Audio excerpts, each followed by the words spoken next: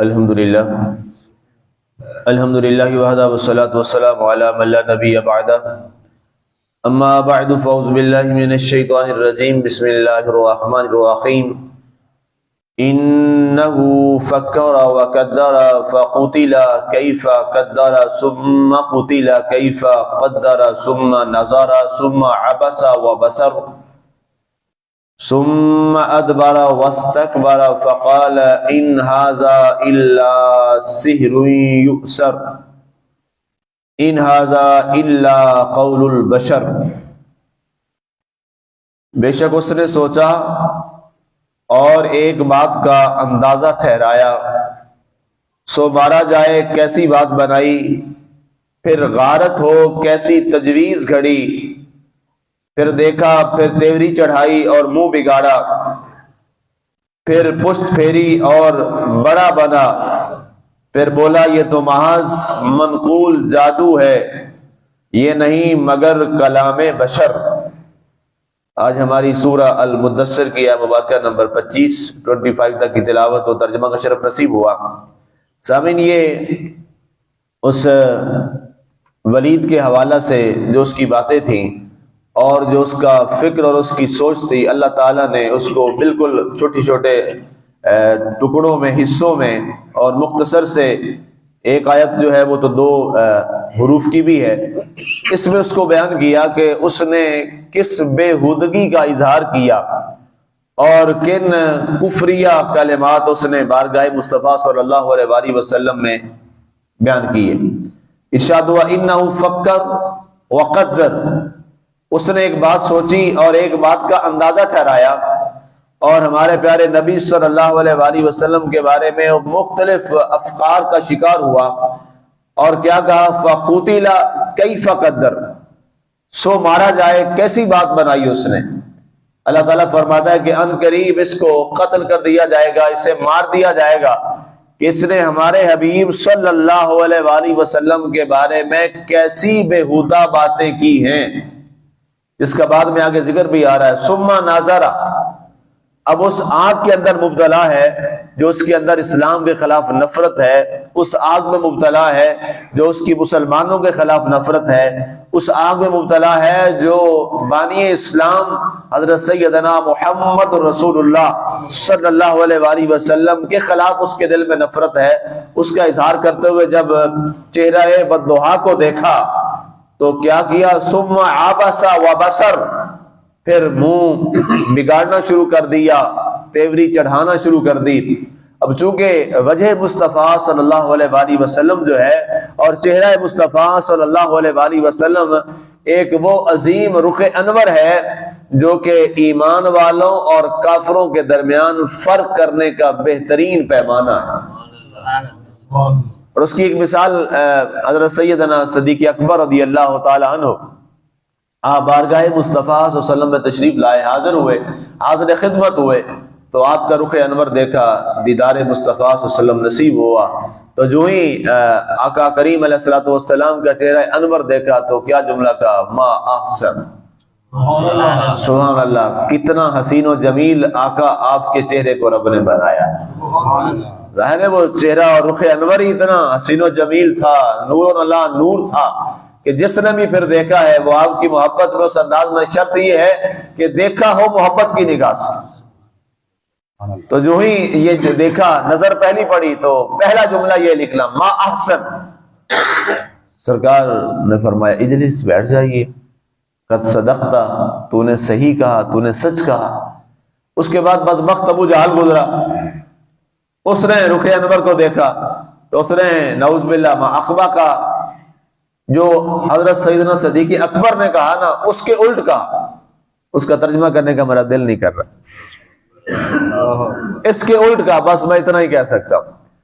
تو سرکار دو عالم صلی اللہ علیہ وآلہ وسلم نے فرمایا قد صدقتا، تو نے بھی سچ کہا۔ اب سیدنا صدیق اکبر اور باقی صحابہ کرام بڑے حیران ہوئے کہ پہلے حضرت سیدنا صدیق اکبر تشریف لائے رضی اللہ تعالیٰ عنہ اور انہوں نے کہا ما احسن، کیا حسین و جمیل ہے آپ کا رخ انور۔ تو آپ نے کہا تو نے سچ کہا، اور وہ بدبخت آیا تو اس نے اس کے برعکس کہا تو آپ نے اس کو بھی فرما دیا کہ تو نے سچ کہا، یہ کیا ماجرا ہے؟ تو آپ علیہ الصلوۃ والسلام نے فرمایا، اے میرے صحابہ پریشان کیوں ہوتے ہو؟ میری ذات پاک جو ہے وہ تو لوگوں کے لیے آئینے کی صورت ہے، ہر شخص اپنی تصویر کو دیکھتا ہے۔ ابو بکر تو نے اپنی تصویر کو دیکھا تو تو نے کہا کتنا حسین و جمیل ہے، اس بدبخت نے اپنی تصویر دیکھا تو اس نے کہا کتنا برا ہے۔ تو وہ آپ کی جو تصویر مبارک ہے، جو آپ کا رخ انور ہے، جو آپ کا چہرہ انور ہے، آپ کی پوری ذات پاک جو ہے وہ اللہ کے انوار و تجلیات کا بہترین آئینہ ہے، جہاں تمام انوار و تجلیات نازل ہوتے ہیں بارگاہ سمدیت سے، اور کس انداز میں اس ذات پاک کو اللہ تعالیٰ نور علی نور کے اعزاز سے نوازتا ہے۔ آگے فرمایا گیا کہ جب اس نے دیکھا نا اس نفرت برے شخص نے، ولید نے، تو کیا کیا؟ اس نے تیوری چڑھائی۔ اب کر تو سکتے نہیں تھے کچھ، نفرت کا اظہار ہی کرنا تھا، اس نفرت کا اظہار کیا اور اپنی آگ میں جلنا شروع ہو گیا، منہ بگاڑنا شروع کر دیا۔ ثم ادبر واستکبر، پھر آپ صلی اللہ علیہ وآلہ وسلم سے وہاں سے پیٹ پھیر لی، وہاں سے پھر باتیں کرتا ہوا چل پڑا اور غرور اور تکبر میں ڈوب گیا۔ ابھی یہ غرور اور تکبر جو ہے، یہ اگر میں آپ کو صحیح عرض کروں کہ اگر قرآن و سنہ کو دیکھا جائے اور اس تخلیق انسانیت کو دیکھا جائے اور اس کائنات کی ابتدا کو دیکھا جائے اور اس کے تمام خواص پہ غور کیا جائے، تو سب سے جو بڑا گناہ اور جرم ہے نا جی، وہ تکبر ہے۔ دنیا کے سارے گناہوں میں سے سب سے بڑا گناہ جو ہے وہ تکبر ہے۔ اب آپ کہیں گے جی شرک سب سے بڑا گناہ ہے، یہ آپ نے کیا کہا؟ شرک ہوا کس بنیاد پہ؟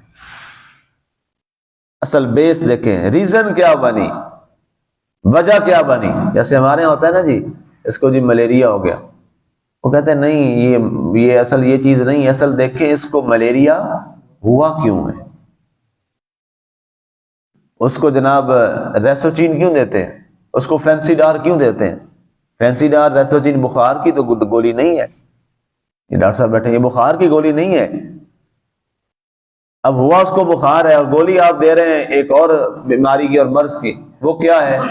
وہ جس وجہ سے، وہ مچھر کے کاٹنے کی وجہ سے جو اس کے اندر وہ ڈیسیزز گئی ہیں، اس کو روک تھام کے لیے جو گولی ہے وہ جناب آپ کے پاس فینسی ڈار ہے، یا نئی اور آ گئی ہیں جو بھی اس کے لیے میڈیسن ہے، چینج ہوتی رہتی ہیں آگے۔ تو اصل کیا تھی؟ اصل بیماری وہ اس کا ہم نے علاج کیا جو جس وجہ سے وہ معاملہ ہوا۔ اینٹی بایوٹک کیوں دیتے ہیں؟ بیماری تو اور ہے جی، اچھا گلا خراب ہے پھر بھی وہی اینٹی بایوٹک، زخم ہے پھر بھی اینٹی بایوٹک وہی، کوئی اور پرابلم ہے تو پھر بھی اینٹی بایوٹک ایک ہی چل رہی ہے۔ بھائی مرض مختلف ہو رہے ہیں، آپ اینٹی بایوٹک ایک ہی دے رہے ہیں، کیا وجہ ہے؟ کہتے ہیں وجہ یہ ہے کہ جو انفیکشن ہوتا ہے اس سب کا سسٹم پیچھے ایک ہوتا ہے۔ اب جس بنیاد پر شرک ہوتا ہے، پورا قرآن پڑھ کے دیکھ لیجئے، اس شرک کی جو اصل وجہ اور بنیاد ہے وہ کیا ہے؟ وہ تکبر ہے۔ ابو جہل نے یہی کہا تھا، ابو جہل نے کہا تھا میں آپ کو نبی مانتا ہوں، آپ سچے ہیں، آپ صادق ہیں، آپ امین ہیں، میں تسلیم کرتا ہوں، لیکن میں ایک تو الگ سے آپ سے مانتا ہوں، آپ پر ایمان لے آتا ہوں، لیکن جن لوگوں میں آپ بیٹھتے ہیں نا، یہ ہمارے خاندانی نوکر ہیں، غلام ہیں، ہم ہیں سردار قبیلے کے، ہم خاندان قریش کے لوگ ہیں، ہم بڑے لوگ ہیں، ان کے ساتھ آپ ہمیں مت بٹھائیے، ان سے آپ الگ بیٹھ جایا کریے، ہمارے سرداروں کے ساتھ آپ الگ بیٹھ جائیں، ہم آپ پر ایمان بھی لے آتے ہیں، ہم کلمہ بھی پڑھ لیتے ہیں۔ یہ ابو جہل نے یہ بات کی تھی۔ اور پرسوں ترسوں ایک اسی طرح پڑھتے ہوئے ایک روایت پڑھی میں نے، شاید پہلے بھی آپ کو وہ میں نے سنائی تھی، کہ جب اس کو غزوہ بدر میں معوذ اور معاذ دو بھائیوں نے حملہ کر کے اس کو مارا، تو ظاہر اس کا ابھی بے ہوشی کے عالم میں تھا، ابھی مرا نہیں تھا، تو ابن مسعود رضی اللہ تعالیٰ عنہ وہ جاتے ہیں، تو اس کا جب وہ گلا کاٹنے کی باری آئی تو اس بدبخت نے پتہ کیا کہا؟ اس نے کہا کہ جو میرا گلا ہے نا وہ ذرا نیچے سے کر کے کاٹنا۔ اس کیفیت میں بھی جب یہ مر رہا تھا، میرا گلا یہاں سے نہ کاٹنا، میرا گلا ذرا نیچے سے کاٹنا، جب گردنیں اکٹھی کی جائیں تو پتہ چلے یہ سردار کی گردن ہے۔ یہ اتنا متکبر تھا۔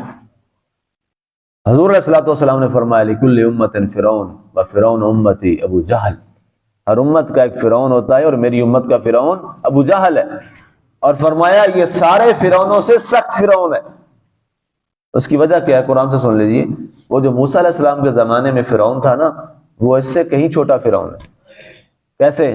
جب وہ ڈوبنے لگا دریا میں، سمندر میں ڈوبنے لگا دریا کے اندر، تو اس نے کیا کہا تھا؟ آمنا برب موسیٰ و ہارون، میں موسیٰ اور ہارون کے رب پر ایمان لے آیا۔ اور یہ اتنا ڈھیٹ تھا کہ قتل ہوتے ہوئے بھی کیا کہہ رہا ہے؟ ایمان نہیں لایا، میری گردن کو ذرا نیچے سے کاٹ۔ تو اصل بیس کیا بنی؟ بنیاد کیا بنی؟ تکبر، غرور۔ شیطان کو اللہ سے اعتراض کوئی تھا؟ کوئی اعتراض نہیں تھا۔ شیطان کو اللہ کو سجدہ کرنے سے کوئی مسئلہ تھا؟ کوئی مسئلہ نہیں تھا۔ وہ سجدے کرتا تھا، اب بھی کرنے کو تیار تھا۔ کس بنیاد پر؟ جو وہ ابلیس ہے وہ ملعون اور لعنتی بنا اور ہمیشہ کے لیے کافر بن گیا۔ کیا وجہ؟ اس کی بنیاد کیا تھی؟ تکبر تھا۔ اس نے کہا تھا اللہ تجھے سجدہ کرتا ہوں، اس آدم کو نہیں کروں گا، مجھے تو نے آگ سے بنایا، اسے مٹی سے بنایا، میری توہین ہوتی، میری بےزتی ہوتی، میں نہیں سجدہ اس کو کروں گا۔ تو اصل بیس کیا ٹھہری؟ تکبر۔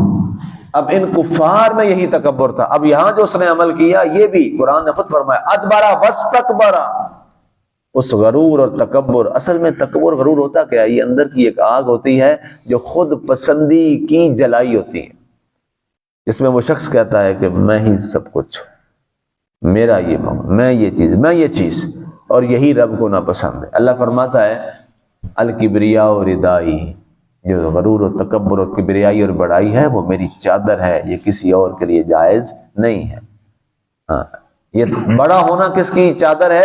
اللہ کی چادر ہے۔ اللہ کی چادر کو کوئی انسان کھینچنا چاہے گا تو پھر اللہ تعالیٰ نعوذ باللہ کمزور تو نہیں ہے نا کہ اپنی وہ چادر کسی کو دے دے، اور کسی کو اپنی چادر تو نہیں دیتا۔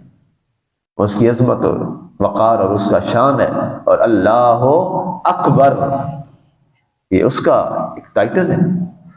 تو اس نے تکبر کیا نفرت کی وجہ سے، فقال، اور کہا ان ھذا الا سحر یؤثر، یہ تو محض ایک جادو ہے جس کا اثر ہو گیا ہے لوگوں پر۔